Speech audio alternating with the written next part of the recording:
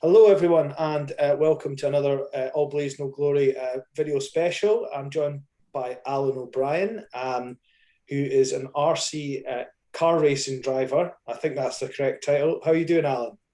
I'm good. Thanks for having me on. No, it's good to have you on. It's good to have new and interesting things to talk about. RC car racing is sort of remote car racing. Tell us a bit about how you got into it. So it's one of these sports that unless you know somebody that knows somebody, it could be happening round the corner from you. You never know. So my dad had a friend that done it and he got into it. So I think I would have been, I don't know, about 3 or something at the time. And in between the meetings or at the end of a meeting, I'd practice with my dad's car from 4 years old. And then I started racing officially when I was 7. So at that time, I was the youngest driver in the UK, but that's definitely been broken now. But at the time, I was the youngest driver in the UK. Nice. So you're a second generation driver then? I am. My dad's still racing now. He's 60 odd. He's still racing. So. And have they got different age categories? So when you were 7, you weren't racing against people who were like... No, I was racing against the adults. There was no split at all. There is still no split. Juniors get their own little championships at the end of the years and they sometimes run a wee junior championship alongside, but no, there's no split as far as racing goes. It's lumped in with all ages. So, yeah. And you were explaining just a little bit before we came on that there's different sort of classes of cars. Do you want to sort of explain? Yeah. So there's so many different classes from off-road to on-road. The scale of the car can be from 5th scale, 10th scale, 8th scale, electric, petrol. There's so many different disciplines. You've got your most popular disciplines, but I started in what was 8th scale petrol stock cars, which were only raced on an oval. That's where I started and progressed into 10th scale touring car racing, which was flat tracks. And as most people do when they're growing up, I got to my sort of late teens, discovered girls and all sorts, and just faded away from it for about, I don't know, 6-7 years. And one of my friends who'd been doing the off-road class was like, get involved, you'll enjoy it. And I'd never done off-road and I'd watched it and I'd kind of fancied it. And I was like, oh, do you know what? I'll give it a go. So I got a car and I won the Scottish Championship in my first year. And I've just kind of never looked back. That was about 7 years ago. So the biggest regret was never finding the off-road racing I done at the time. So I've got my main class of race. I've got one of them here. So this is a 10th scale electric buggy. Right. Okay. And it's a two-wheel. You get two-wheel drive, you get four-wheel drive. And I don't have my four-wheel drive car on me. But these are just basic. So a speed controller, which controls it. The battery would sit across the middle here in an electric motor. And it's obviously two-wheel drive because there's nothing connecting the front and rear wheels. On a four-wheel drive, you'd have a couple of drive shafts running down the middle, connecting the front and rear wheels for four-wheel drive. So they're the two most popular disciplines in 10 scale is 2- and 4-wheel drive off-road buggy. So in the UK, our nationals, we're allowed 130 drivers at a meeting at the national championships. And at the first meeting before COVID, there was 72 people on the reserve list. So that class is popular. And it's really, really popular. The other class I do, which I've only got into recently because I picked up a new sponsor, is you'll see the size difference is an 8th scale car. Oh yeah, I see that. Yeah. Now these are obviously, this is nitro. It's loud and it's dirty and it's fast. You're probably talking the electric and the nitro cars are anywhere from 60 to 80 mile an hour in a straight line. So as you can see, kind of same, the electrics. When I tell people I'm going racing, I find it really hard to explain to them because they're thinking, pick something off a shelf at Toys R Us or something like that. So if I was to give somebody a breakdown of this car, the kit with nothing in it, if you were to buy it brand new, is about 600. These two servos which control the steering and the throttle. They're 130 each. The engine's 490. My transmitter I use to control the car is 550. So once you put it down into these figures for people, they then realise that it's not really just a budget hobby that you can pick up. You can pick it up at budget. You don't have to go out and buy brand new when you get into this hobby. There's plenty of stuff that can be picked up second hand, plenty of people that are willing to help you. I get my stuff all new due to all my sponsorships that I have. So I have 2 different sponsors for my 10 scale and my 8 scale. The reason being my 10 scale sponsor, which is Schumacher Racing, do not do an 8 scale car.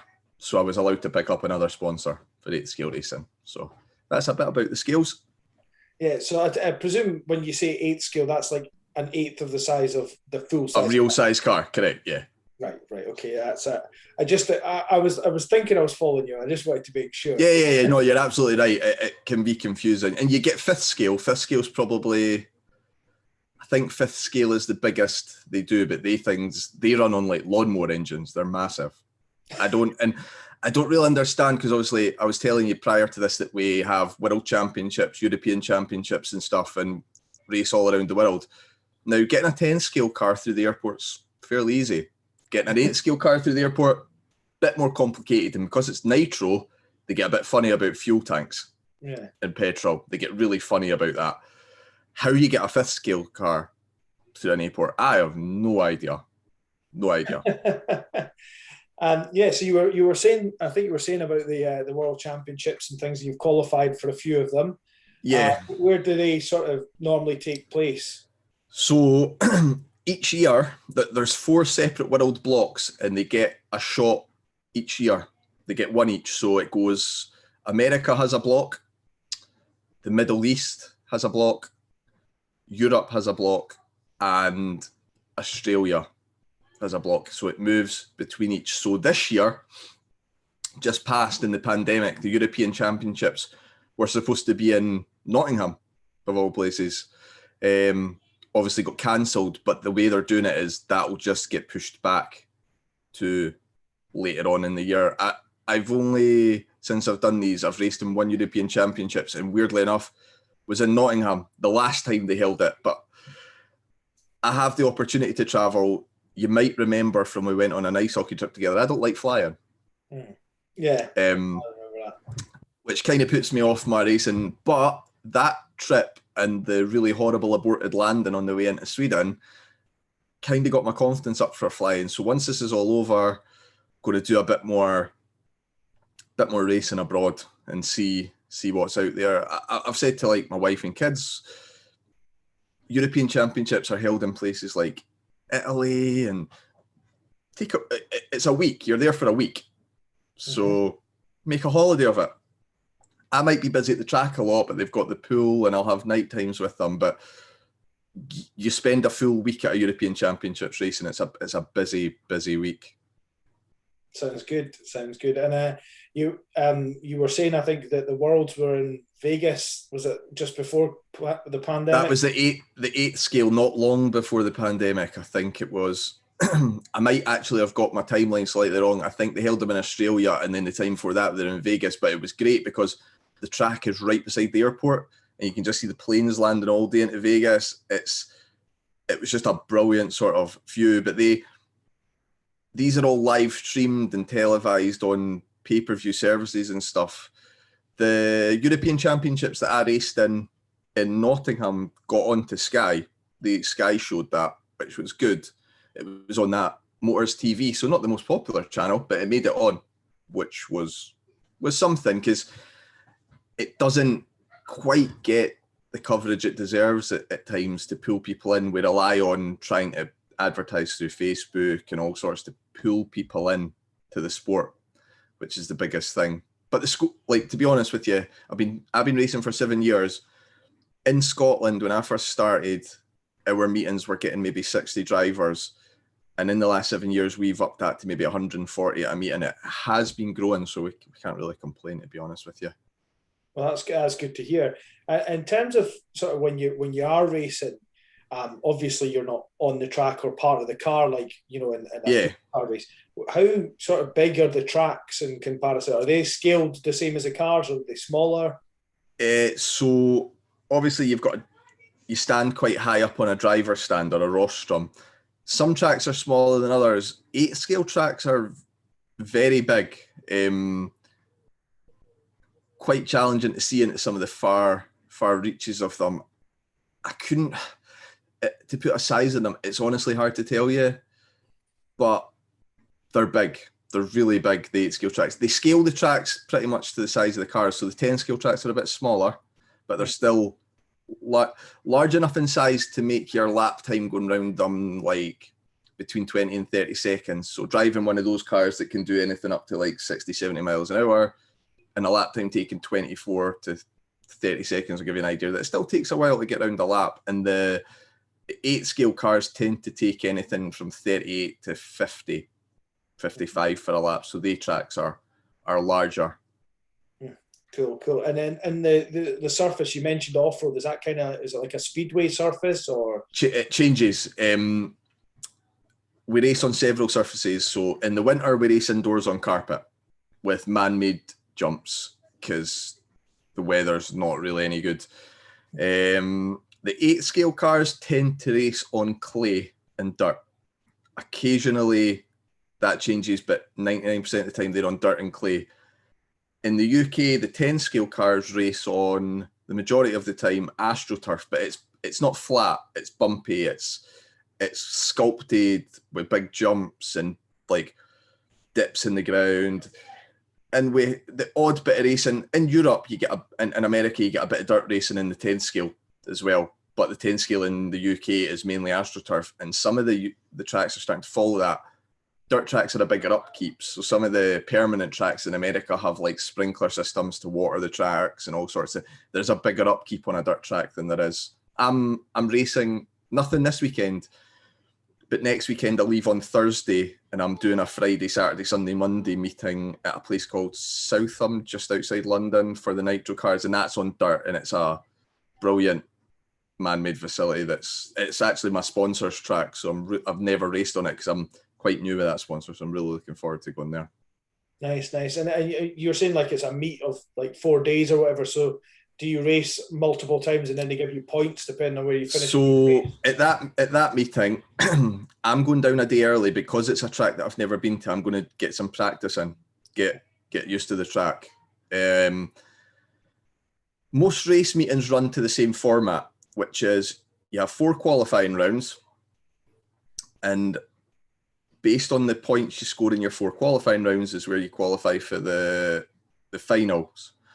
And the finals run from A final, which is the best, down B, and it's 10 drivers each all the way down. 8 scale's quite interesting the way they work, and I'm still quite new to 8 scale. However, you get 10 drivers that qualify for each final. However, you can actually have 15 drivers in a final in 8 scale. What happens is the top 5 drivers from each final bump up into the next final. So if you have a terrible day and end up near the bottom, as long as you can finish top 5 in every final, you can qualify all the way up. Now, a normal heat in 8 scale is like 8 minutes. So you drive for 8 minutes. But in a big final in 8 scale, it's 45 minutes to an hour. Wow. So, and you need a pitman in 8 scale because you only get about 9 to 11 minutes out of a tank of fuel. So you need a pitman that's very fast at fueling. It's important. It's like F1 pit stops. They need to be fast. You need a pitman that can get your car up. We've got fuel, like we don't just pour the fuel in. We've got guns that you place it in the tank, press the button, and it releases the fuel straight into the tank, and you go again.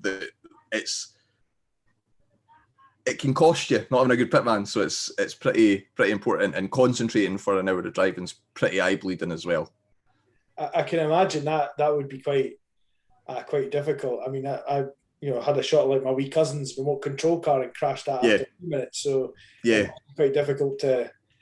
People often find with driving remote control cars, they're fine going away from themselves. It's when they're coming back towards themselves and the steering's reversed. That's when people get confused. Mm-hmm. Yeah, definitely. I can see that. So, So that's all very interesting. So if people want to sort of watch these things or keep an eye out on these things, where's the best place for them to start to look? So Facebook is the best place to look. Now, I would endorse my main club. It's a new club. It's been going a couple of years, but we're in the middle of building a purpose-built AstroTurf track. Now, the track's actually Glasgow Model Car Club, but the track's in East Kilbride. And it's East Kilbride Sports Centre, but you can search. The best Facebook page for all Scottish info is Scottish Off-Road RC, but you can also join Glasgow Model Car Club. If people want to come along and try a car, anybody will let them have a shot of a car, see if they like it. We also have a couple of hire cars that people can use for the meeting that we'll provide them with. We'll charge the batteries. They literally just have to drive, and it's to see if they like it. Our track is out of operation at the moment because it's a fairly large track. It's maybe, I can't even tell you, like 3 to 4 tennis courts long and 2 or 3 deep. It's a huge track we're building at the moment in East Kilbride. It's taken 72 rolls of AstroTurf to cover it, so it's fairly large and a lot of manpower it's been taken so far, but it will be worth it in the end. Definitely worth it. Cool. And in terms of, sorry, just I know you were talking about distance and stuff. Is it all done through your own site, or do you have screens and stuff to help you, or is it just? Oh, no, all through your own site. Absolutely, all through your own site. Yeah. My dad is starting to get a bit moany these days that my eyesight's not as good as it was. I can't see if it's because obviously all different tracks have whatever they lay the track out with. Some of them do it in different colours, and if it's too dark for me, I can't see that corner or I can't see that. So yeah, even for me, I must admit with the 8 scale stuff, some of the stuff is like, wow, that is judging your depth perception on some of the 8 scale stuff is really hard. So. And then just, I guess, just lastly, the one other thing, the controllers, are they kind of the one up, one down for the speed, and then so you've got both. You've got the stick transmitter, which is up and down for throttle, left and right for steering. But what's become really popular, which was always a European and American thing, is you get the one that you hold that's got a pistol grip for throttle and a wheel for steering.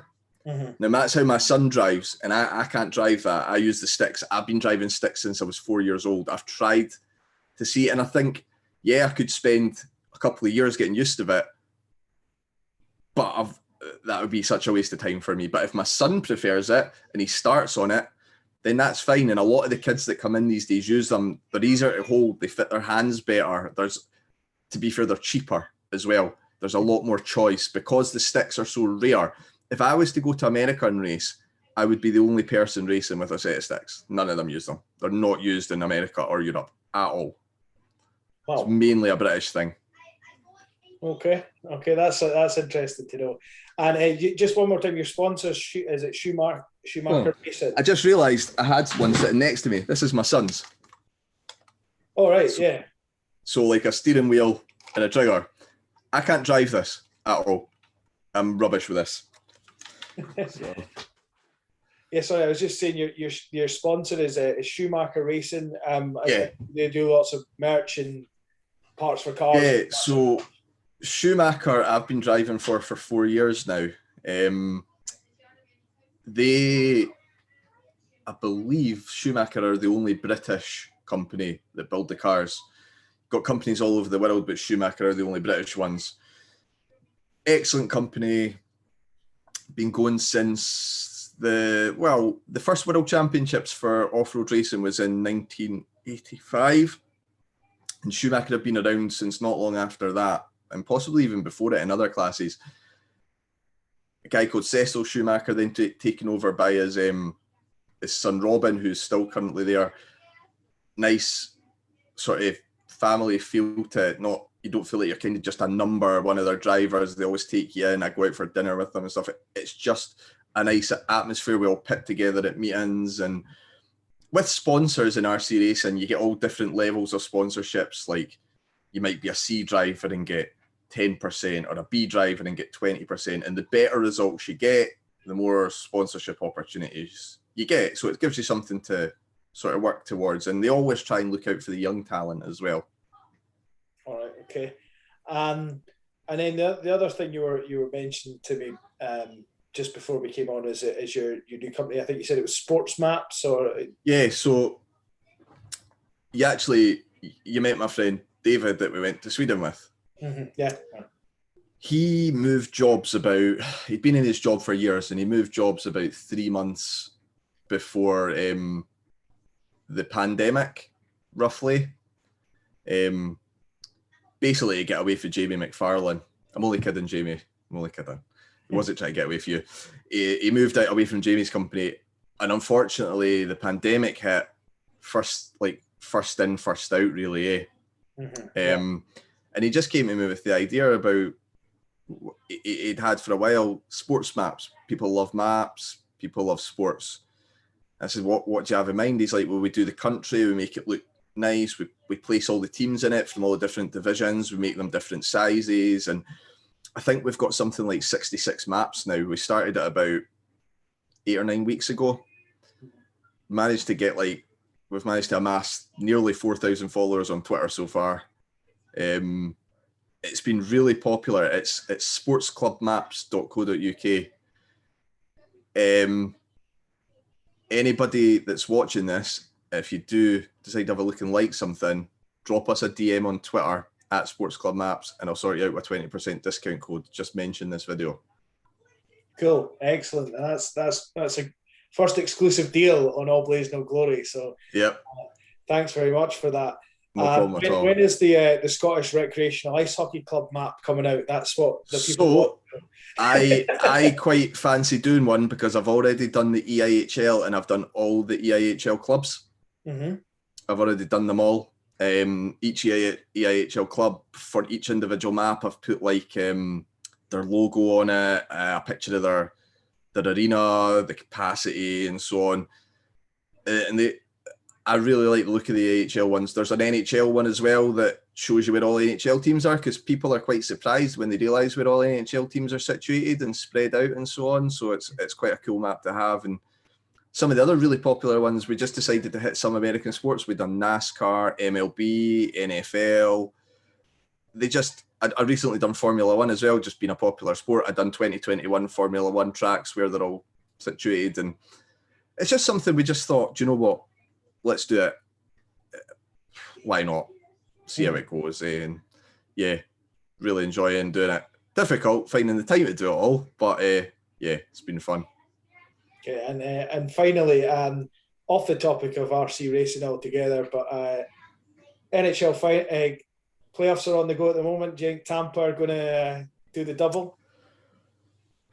I mean, now that we've got Kucherov and Stamkos back on the ice, yeah, because prior to that, if you said you're not getting them back for the playoffs, absolutely not. We were atrocious for the end of the season, absolutely atrocious. But the power play unit's been deadly. Like in the game last night, Goodass slashed Palat when he was going in on the goalie one-on-one and gave us a power play. And me and David were talking, and we were like, you'd rather give him a one-on-one than go against our power play unit. It scored. I think we were 2 for 2 last night. I think we were 3 for 3 the night before. I mean, I'm quite surprised we coughed up a 5-3 lead and lost 6-5 in overtime last night. That was pretty rubbish, especially after taking 2 away games off Florida. But if we get past them, then yeah, personally, I think Florida are one of the best teams in the league at the moment. Which hurts me to say because I hate them. I really do hate them. Yeah, I think we could, but getting past Florida's a massive test, really. It really is.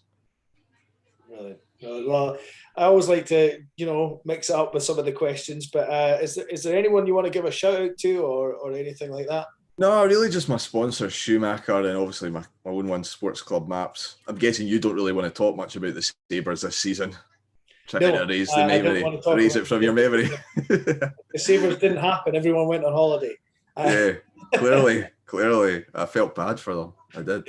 Really bad for them. No, we never even win the draft. We never win the draft lottery either. We never win the draft lottery either. So it's always the same. Yeah, it's always the same. Yeah, but no, it's been good to have you on and good to chat about something completely different because it's not something everybody knows about, as you No, say. it's nice to be brought on. It's like like I said before, nobody knows about it unless people will see it on my Facebook. That's probably the only reason you're even aware of it, is I post race reports and stuff. People aren't aware of these things, eh? So it's good to get the exposure out there a bit.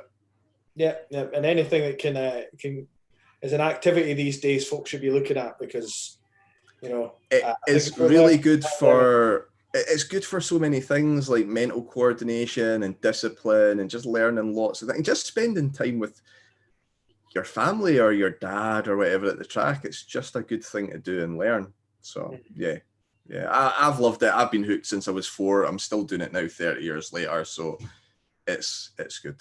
It's really good. Thanks very much for coming on. No problem, man. I appreciate it.